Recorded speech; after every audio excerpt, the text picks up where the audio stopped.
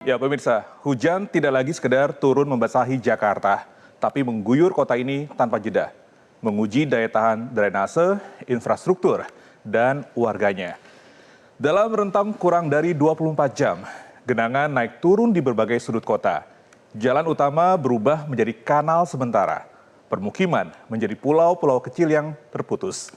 Dan ritme hidup jutaan warga dipaksa melambat oleh air yang enggak kunjung surut. Kami akan ulas bersama terkait dengan hujan di Jakarta dalam paparan berikut ini. Pesan dari banjir, titik balik pengelolaan air Jakarta. Kita ke slide yang pertama pemirsa. Anda bisa lihat gambar ini berdasarkan laporan resmi Kepala Pusat Data dan Informasi Kebencanaan BPBD DKI Jakarta, Muhammad Yohan pada Jumat pagi, 23 Januari 2026. Banjir di DKI Jakarta terus mengalami fluktuasi.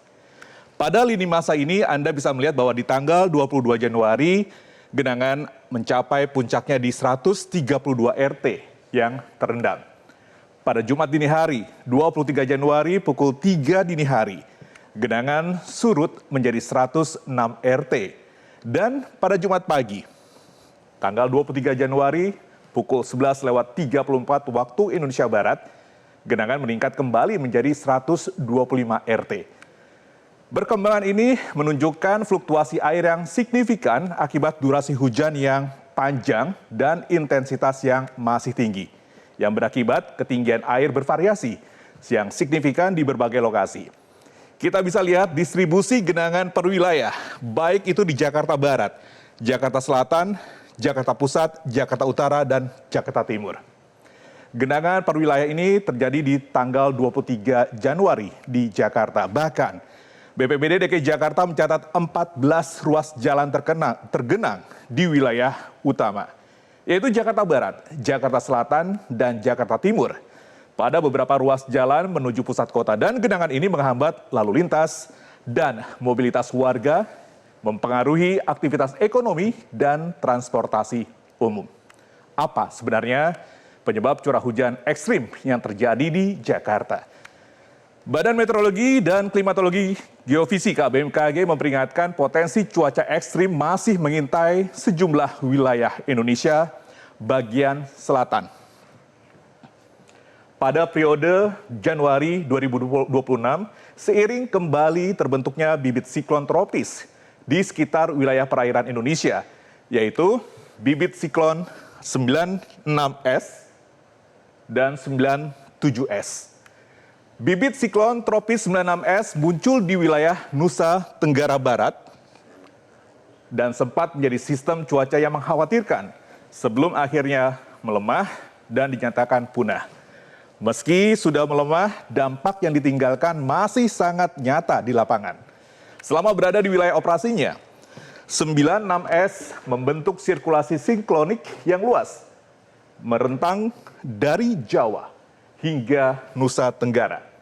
Hasilnya adalah intensitas hujan yang melampaui rata-rata musiman. Bukti dampak 96S terlihat dari catatan curah hujan ekstrim yang dipantau BMKG. Dalam keterangan tertulis, BMKG mengatakan ketika bibit siklon tropis 96S melemah dan hilang dari radar, bibit siklon tropis 97S terbentuk di wilayah Samudra Hindia Barat, Daya hingga Nusa Tenggara Barat. Kedua, adanya seruakan dingin atau cold shorts di mana massa udara dingin dari China bergerak ke wilayah Indonesia. Kemudian bertemu dengan udara tropis yang hangat dan lembab sehingga menciptakan kondisi yang sangat labis. Selanjutnya adalah adanya gelombang atmosfer Rossby dan Kelvin. Kombinasi faktor ini menghasilkan pembentukan awan cumulonimbus yang cepat dan berkembang pesat di sebagian besar wilayah Jabodetabek, berimbas pada intensitas hujan yang tinggi dengan durasi curah hujan yang lama. Kemudian pemirsa, Gubernur DKI Jakarta Pramono Anung dalam inspeksi lapangan di Kali Cakung Lama di Jakarta Utara kemarin, Jumat 23 Januari mengungkap bahwa penyebab utama banjir saat ini adalah faktor cuaca, bukan infrastruktur semata. Terkait cuaca ekstrim di Jakarta, Gubernur telah melakukan penambahan pompa dan sejumlah langkah lainnya. Kita dengarkan pernyataan Gubernur selengkapnya. Kalau melihat persoalan di Jakarta sekarang ini, yang di luar dugaan memang curah hujannya itu tinggi sekali. Jadi cuaca ekstrim yang terjadi, mohon maaf, bukan hanya di kita, bahkan di beberapa daerah kurang lebih juga sama. Tetapi di Jakarta, saya hanya mau bicara urusan Jakarta, kami harus menangani itu. Termasuk penambahan pompa, saya sudah instruksikan kepada Bu Ika untuk kita konsentrasi, satu, menambah pompa, yang kedua adalah normalisasi di beberapa titik, diantaranya di tempat ini, Kali Krukut dan Ciliwung. Jadi tiga itu yang menjadi konsentrasi pemerintah DKI Jakarta. Pemirsa, Gubernur di kesempatan yang sama mengatakan jika dibandingkan atau melakukan komparasi 2 minggu lalu, awal Januari 2026 tepatnya, beberapa titik di utara Jakarta mencapai ketinggian banjir hingga 250 cm. Periode saat 22 hingga 23 Januari 2026, ketinggian rata-rata sekitar 150 cm. Tetapi durasi hujan yang lebih panjang. Pramono mengatakan jika durasi hujan yang panjang berjam-jam tanpa henti, berakibat pada penambahan titik-titik banjir yang sebelumnya tidak terendam. Curah hujan yang mencapai 267 mm per hari jarang sekali terjadi. Kita lihat kenapa Jakarta selalu rentan banjir. Meskipun Gubernur menegaskan bahwa kurangnya infrastruktur bukan satu-satunya penyebab, realitas di lapangan menunjukkan sistem drainase Jakarta dirancang berdasarkan data historis curah hujan yang lebih moderat. Curah hujan ekstrim periode 16 hingga 23 Januari 2026 melampaui kapasitas desain sistem drainase. Pompa-pompa menjadi kewalahan memindahkan air yang terakumulasi. Tapi juga Jakarta memiliki karakteristik geografis yang rentan banjir. Sebagian besar Jakarta berada di ketinggian rendah dengan topografi datar.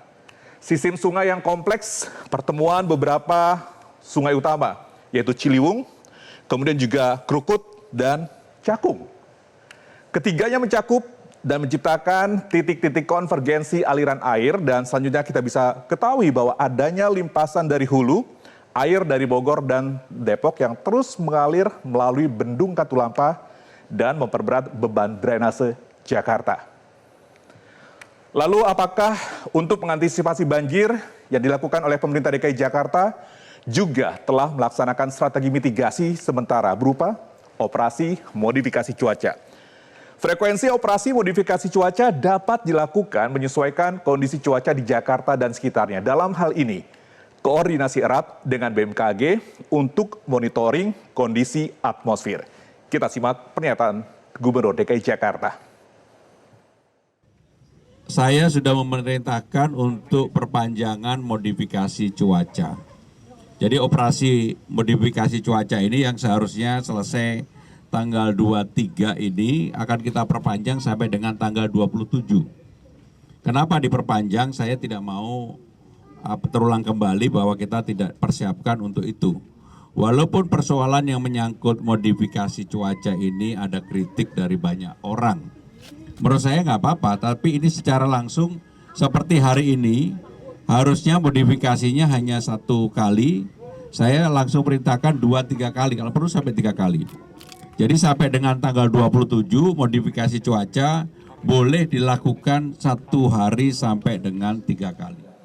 Pemirsa, syarat keberhasilan penanganan banjir Jakarta tidak akan ditentukan oleh 1 dan 2 faktor saja. Sebaliknya, ia bergantung pada 4 pilar yang saling terkait yang hanya akan menghasilkan dampak jika dijalankan secara simultan, terukur, dan dengan komitmen jangka panjang yang nggak tergoyahkan.